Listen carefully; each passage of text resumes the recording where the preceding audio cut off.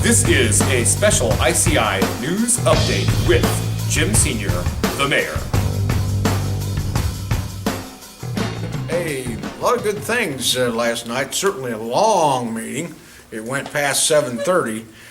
One of the things that came up was kind of a feeling good thing when the chief of police introduced two of their officers and gave credit and where credit's due.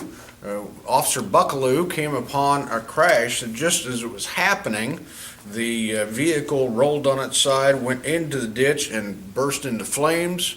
And he personally, at his own risk, went to the car and pulled the person out of the car so that they wouldn't burn up. So he basically really saved their life.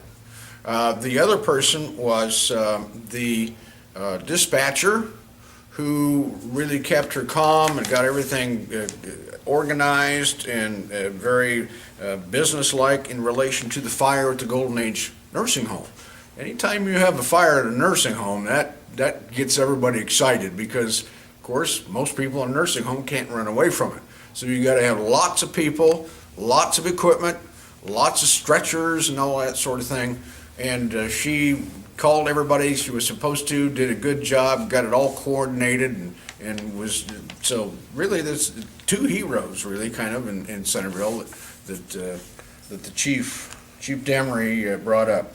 We took all the action necessary to get the new company in town, shark fin blades anyway, and it's a small company. They're starting small, but it's better than nothing. They're going to build their own building out at the industrial park. The AEDC is helping them. The city of Centerville is helping them, and the Sheraton Valley Planning Development is helping them. And the feds, they're getting a little grant from the feds. Sustainable Economies Group of Cirrus, Iowa State University, is trying to see if a state or a citywide trash pickup couldn't be instituted in Centerville. And they're going to go at it right. Instead of trying to shove it down somebody's throat like it had been done in the past, they're going to try to meet with the people that are going to be affected by it the most, the trash haulers that currently work in and around Centerville. So I think that's a good idea. You got to have communications, and you got to stay informed with each other when you have something. 2 or 3 change orders from a big $1.4 million project we got going at the East Sewer Plant.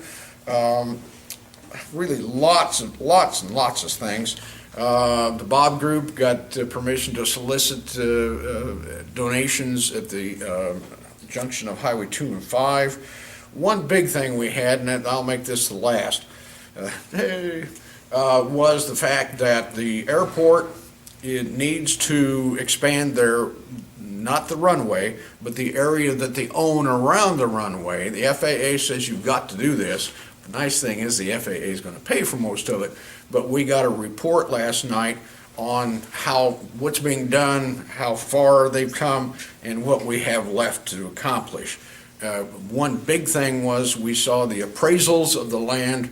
We had to have closed session for that. Didn't last long, and came back into open session, and in open session approved the appraisals. So I don't want anybody thinking that we were, trying to keep anything from everybody, because that really wasn't the case. It's just when you purchase land or sell land, you kind of want to keep it under your own vest, kind of keep it tight. So that's kind of a real fast summary of what we did last night, but we did a lot.